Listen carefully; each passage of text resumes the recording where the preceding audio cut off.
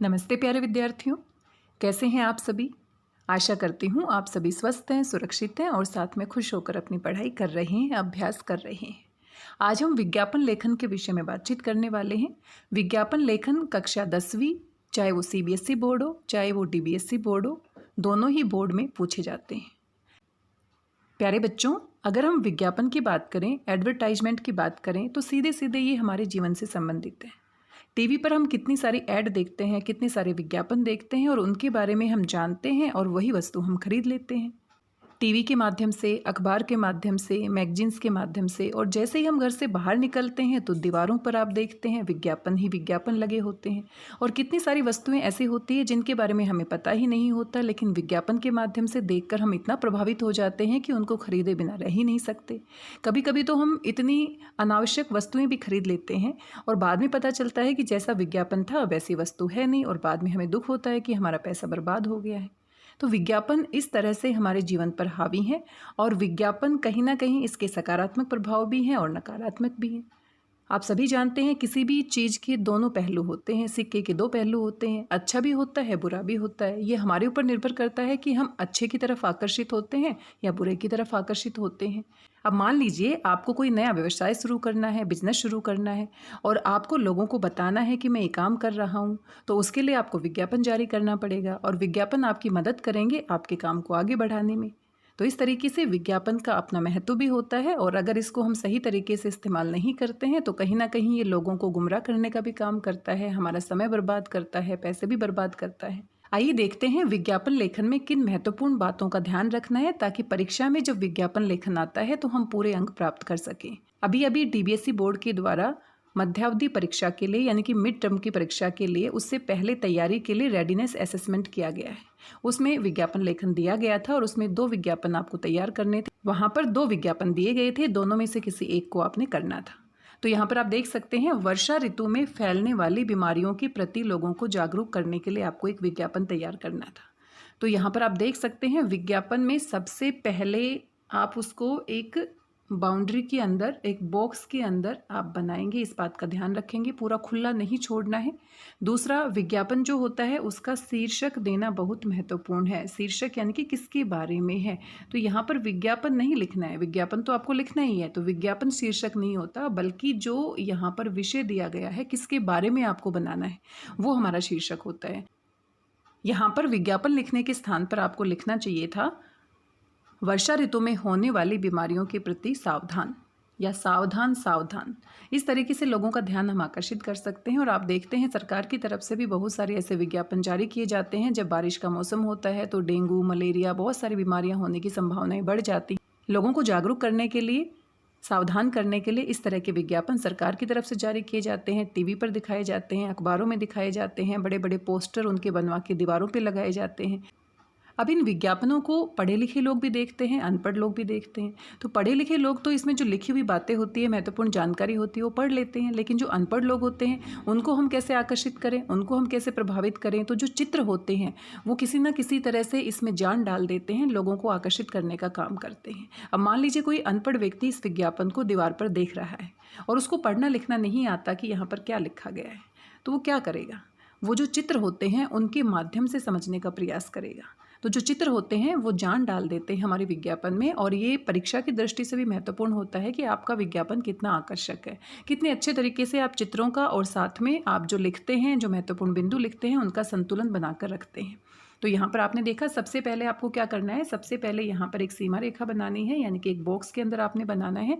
दूसरा, आपको शीर्षक देना है। शीर्षक में विज्ञापन नहीं लिखना, बल्कि जिसके विषय में आपको विज्ञापन तैयार करना है वही हमारा शीर्षक होता है।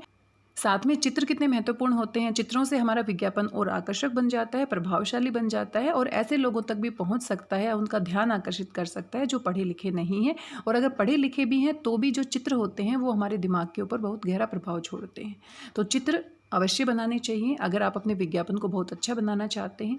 साथ में जो महत्वपूर्ण बातें हैं, अब उन बातों को आप पॉइंट्स बनाकर लिख सकते हैं। अब जैसे यहाँ पर चेतावनी लिखा है, तो चेतावनी आप यहाँ पर चेतावनी करके लिख सकते थे। चेतावनी को यहाँ पर बड़ा बड़ा करके लिखा जा सकता था। क्यों? क्योंकि लोग जैसे ही देखेंगे चेतावनी तो उनका ध्यान आकर्षित होगा और वो सोचेंगे भाई किसके बारे में चेतावनी है। तो यहाँ पर बड़ा बड़ा हाईलाइटेड करके सावधान या चेतावनी इस तरह से भी आप लिख सकते हैं। ठीक है, ये यहाँ पर लोगो आप देख सकते हैं, 2 पंक्तियां हैं। तुकबंदी यहाँ पर बहुत महत्वपूर्ण होती है। कोई भी कविता की लाइन या आप अपनी तरफ से भी कोई लोगो या नारा या स्लोगन बना सकते हैं। तो भारत को स्वस्थ बनाना है और बीमारियों को भगाना है। तो कितना अच्छा लग रहा है। और यहाँ पर आप चेतावनी देख सकते हैं। तो जो जो बिंदु यहाँ पर लिखे गए हैं तो उनको आप इस तरह से लिख सकते हैं। आपने अनुच्छेद के तौर पर नहीं लिखना, पैराग्राफ्स नहीं लिखना है, बल्कि हाईलाइटेड करके लिखना है। तो मच्छर के काटने से मलेरिया, डेंगू जैसी बीमारियाँ होती हैं और कहीं भी पानी जमा हो जाता है तो पानी जमा नहीं होने देना चाहिए और उसमें मच्छर पनप सकते हैं और हमें इन बीमारियों का खतरा हो सकता है। और भी बहुत सारी महत्वपूर्ण जानकारी आप यहाँ पर लिख सकते हैं। मच्छरों से बचाव के लिए क्या क्या उपाय किए जाते हैं उनको भी आप विस्तार से लिख सकते हैं। गड्ढों में पानी इकट्ठा हो जाता है उसके लिए भी आप सावधानियां लिख सकते हैं। तो इस तरीके से आप अपने विज्ञापन को आकर्षक बना सकते हैं। आइए एक और 2 विज्ञापन और देख लेते हैं और देखते हैं कि किस किस तरीके से हम अपने विज्ञापन को और अच्छा बना सकते हैं और पूरे अंक प्राप्त कर सकते हैं। आप यहाँ पर एक और विज्ञापन देख सकते हैं। ये भी वर्षा ऋतु में आई बीमारियों से सावधान करने के लिए है। तो आप देख रहे हैं कि किस किस तरीके से हम अपना विज्ञापन अलग बना सकते हैं। तो यहाँ पर आप देखिए कि यहाँ पर पूरा शीर्षक लिखा गया है, जो कि बहुत अच्छी बात है। शीर्षक हमेशा बोल्ड लेटर्स में होना चाहिए, बिल्कुल बड़ा बड़ा होना चाहिए और रंग भी हम इसमें कर सकते हैं ताकि लोगों का ध्यान आकर्षित हो। तो वर्षा आई है परंतु बीमारियां भी लाई हैं, तो लोग थोड़ा सा रुकेंगे, इसको पढ़ने के लिए आकर्षित होंगे कि भाई क्या लिखा गया है। और साथ में चित्र बहुत महत्वपूर्ण है, आप देख सकते हैं। और यहाँ पर सारे बिंदु हाईलाइटेड करके लिखे हैं और साथ में यहाँ पर एक बॉक्स भी बनाया गया है। तो हम कह सकते हैं कि हमारे विज्ञापन के लिए जो महत्वपूर्ण बातें हैं वो यहाँ पर पूरी फॉलो की गई हैं।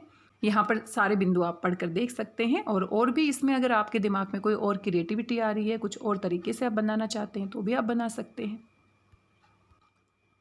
एक और विज्ञापन आप यहाँ पर देख सकते हैं। ये भी वर्षा ऋतु में होने वाली बीमारियों के संबंध में है। तो आप देख सकते हैं किस किस तरीके से हम इसे आकर्षित बना सकते हैं। तो यहाँ पर आप देखिए, बीमारियों के प्रति जागरूकता, यहाँ पर हेडिंग बनाया गया है। इसको और थोड़ा बोल्ड बनाया जा सकता था और रंग किया जा सकता था। वर्षा ऋतु है आने वाली, कर लीजिए बीमारियों से लड़ने की तैयारी। बहुत बढ़िया। इस तरह से हम इसमें तुकबंदी भी दिखा सकते हैं, कोई स्लोगन या कोई नारा भी हम दिखा सकते हैं। यहाँ पर चित्र बनाया गया है और साथ में कौन कौन सी बीमारियाँ फैलती हैं, इनसे बचने के कौन कौन से उपाय हैं और सरकार की तरफ से जारी किया गया है। तो किस तरह से आप अपने संपर्क सूत्र के बारे में भी यहाँ पर फ़ोन नंबर की जानकारी दे सकते हैं, स्वास्थ्य विभाग की जानकारी दे सकते हैं। तो इस तरीके से हम अपने विज्ञापन को और अधिक आकर्षक बना सकते हैं। तो आशा करती हूँ आपको सारी बातें समझ में आई होगी और ये सारे जो महत्वपूर्ण बिंदु हैं कि आपने एक सीमा रेखा के अंदर बनाना है, हेडिंग डालना है, हेडिंग हमेशा बड़ा होना चाहिए, बिल्कुल पूरे के पूरा जो आपने विज्ञापन तैयार किया है उसको बिल्कुल अलग से दिखना चाहिए। साथ में चित्र बना सकते हैं, तुकबंदी कर सकते हैं, महत्वपूर्ण बिंदुओं को इस तरह से हाईलाइटेड करके लिख सकते हैं। और परीक्षा में आप जो पेंसिल कलर्स है वो लेकर जा सकते हैं, क्योंकि पेंसिल कलर से इसको और अधिक आकर्षक बनाया जा सकता है। डीबीएससी बोर्ड की अभी जो रेडीनेस की परीक्षाएं हुई हैं 10वीं कक्षा की, उसमें एक और विज्ञापन तैयार करने के लिए कहा गया था। SOSE जो विद्यालय खोले गए हैं दिल्ली सरकार की तरफ से, स्कूल ऑफ स्पेशलाइज्ड एक्सीलेंस, तो वहाँ पर किस तरह से प्रवेश प्रक्रिया होती है और एडमिशन कैसे लेना है उसके बारे में एक विज्ञापन जारी करना था। आप सभी जानते हैं दिल्ली सरकार की तरफ से इस तरह के विज्ञापन जारी किए जाते हैं जब एडमिशन शुरू होते हैं। तो आपको भी इस तरीके से एक विज्ञापन जारी करना था। तो यहाँ पर भी विज्ञापन लेखन की वो सभी महत्वपूर्ण बातों को ध्यान रखना है। यहाँ पर एक सीमा रेखा में आपको विज्ञापन तैयार करना है। शुरू में आपको शीर्षक डालना है कि किससे संबंधित आपका विज्ञापन है, और वो शीर्षक जो होता है हमेशा बड़े अक्षरों में होना चाहिए। तो SOSE एक विद्यालय, शिक्षा का मंदिर, और यहाँ पर प्रवेश शुरू, इस तरह से आप यहाँ पर प्रवेश प्रक्रिया शुरू इस तरह से आप लिख सकते हैं। प्रवेश परीक्षा देकर आना, परीक्षा में हमेशा बड़ी की मात्रा आती है तो काफ़ी बच्चे इसमें गलती करते हैं। परीक्षा, तो यहाँ पर ध्यान रखना है। देश में अपनी पहचान बनाना, बचाना की बजाय बनाना आना चाहिए। तो इस तरीके से आप हाईलाइटेड करके लिख सकते हैं। अपनी क्षमता का सही उपयोग, यहाँ पर एक चित्र भी बनाया गया है, आप देख सकते हैं। आकर्षक बनाने के लिए कोई भी फीस नहीं ली जाती है, सरकारी विद्यालय है, और साथ में क्या क्या सुविधाएं हैं और किस तरह से फॉर्म भरना है। तो यहाँ पर वेबसाइट का एड्रेस और साथ में फ़ोन नंबर दिया गया है। तो ये सारी महत्वपूर्ण बातें आप ध्यान रखकर अपने विज्ञापन को और आकर्षक बना सकते हैं। इसी प्रकार से एक और विज्ञापन का नमूना आप यहाँ पर देख सकते हैं। ये भी वही है। SOSE में प्रवेश प्रक्रिया आरंभ हो गई है और परीक्षा देने के लिए इस वेबसाइट पर आपको जाना है और साथ में क्या क्या सुविधाएं वहाँ पर दी गई है इनको हाईलाइटेड कर कर लिखा जा सकता है। और ये महत्वपूर्ण बिंदु आप यहाँ पर देख सकते हैं। साथ में चित्र अगर बनाना आता है तो चित्र भी बनाया जा सकता है। तो इस तरीके से हम अपने विज्ञापन को और अधिक आकर्षक बना सकते हैं ताकि जो परीक्षक होता है वो उसको देखकर प्रभावित हो और साथ में लगे कि हाँ, बच्चे को विज्ञापन लेखन अच्छे से आता है। इसी प्रकार से आप एक और नमूना यहाँ पर देख सकते हैं। और ये SOSC नाम दिया गया था, लेकिन यहाँ पर कोई भी विद्यालय अगर खोला गया है, उसमें प्रवेश परीक्षा होती है, उसमें एडमिशन लेना होता है, तो उसमें आप नाम बदल देंगे, बाकी सारी बातें ऐसे ही लिखी जा सकती हैं। किसी भी विद्यालय के प्रवेश परीक्षा के लिए किस तरह से आप विज्ञापन तैयार कर सकते हैं, तो यहाँ पर विशेष रूप से नाम दिया गया था। तो नाम दिया गया है तो जो हमसे पूछा गया है उसी के बारे में लिखना है, लेकिन नाम नहीं दिया गया तो हम अपनी मर्जी से कोई भी विद्यालय का नाम चुन सकते हैं। यहाँ पर आप देख सकते हैं प्रवेश प्रक्रिया के बारे में है, बिल्कुल शुरुआत में आपने लिखना है और यहाँ पर तारीख दी गई है। सारी महत्वपूर्ण बातों को हाईलाइटेड करके लिखा गया है और इस तरीके से आप अपने विज्ञापन को जारी कर सकते हैं। इसी प्रकार से इसको भी आप देख सकते हैं। तो यहाँ पर आप देख लीजिए, बिल्कुल हाईलाइटेड कर सारी बातें लिखी गई है। यहाँ पर SOSC और SOSC प्रवेश परीक्षा के बारे में भी लिखा जा सकता था और सारी जो बातें हैं इस विद्यालय के बारे में उनको हाईलाइटेड करके लिखा गया है और साथ में वेबसाइट का एड्रेस दिया गया है और साथ में विद्यालय का चित्र भी बनाया गया है। आपके दिमाग में कोई स्लोगन या नारा आ रहा है शिक्षा से संबंधित, विद्यालय से संबंधित, तो आप उसको भी बनाकर लिख सकते हैं। तो इस तरीके से आप इसको बना सकते हैं। अब मान लीजिए कि ये विज्ञापन किसी दीवार पर लगा है या टीवी पर आता है। टीवी पर आता है तो बोलकर बताते हैं, ठीक है। अखबार में आता है तो अखबार में इतनी सारी खबरें होती हैं, तो हमारा ध्यान इसकी तरफ कैसे जाएगा जब इसमें कुछ ऐसी बात होगी जो हमें आकर्षित करेगी।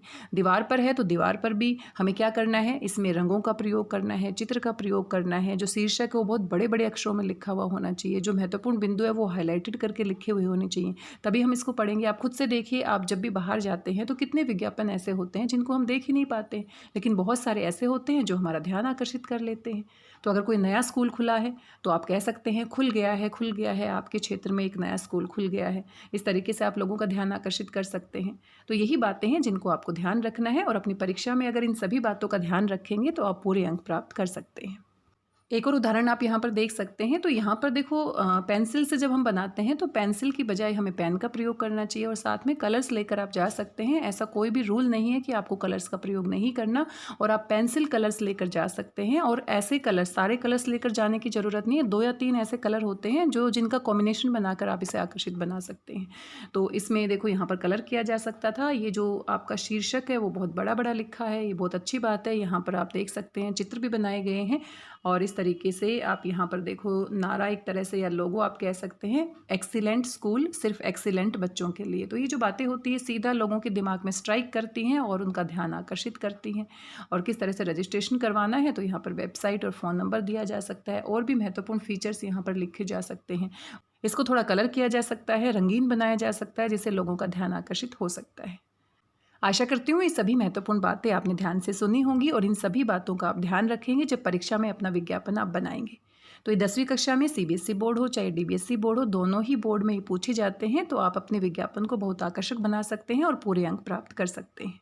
आज के लिए बस इतना ही। मिलते हैं किसी और नए वीडियो में किसी नई महत्वपूर्ण जानकारी के लिए। अब मान लीजिए, अब मेरा चैनल है मेरी भाषा हिंदी भाषा, तो इसकी विज्ञापन के लिए भी मैं तैयारी कर सकती हूँ। क्योंकि अगर मैं विज्ञापन जारी करती हूँ और जारी करने के बाद या बार बार लोगों को बताती हूँ, कहीं पर चिपका देती हूँ दीवार पर बड़ा बड़ा लिखकर, तो लोगों का ध्यान आकर्षित होगा। और हो सकता है कि कुछ लोग ऐसे हों जो विज्ञापन के माध्यम से मेरे चैनल तक पहुँच जाएँ। तो इस तरीके से हम अपने काम को और अधिक बढ़ाने के लिए या लोगों के ध्यान आकर्षित करने के लिए या लोगों को उस तक पहुंचाने के लिए हम क्या जारी करते हैं, विज्ञापन।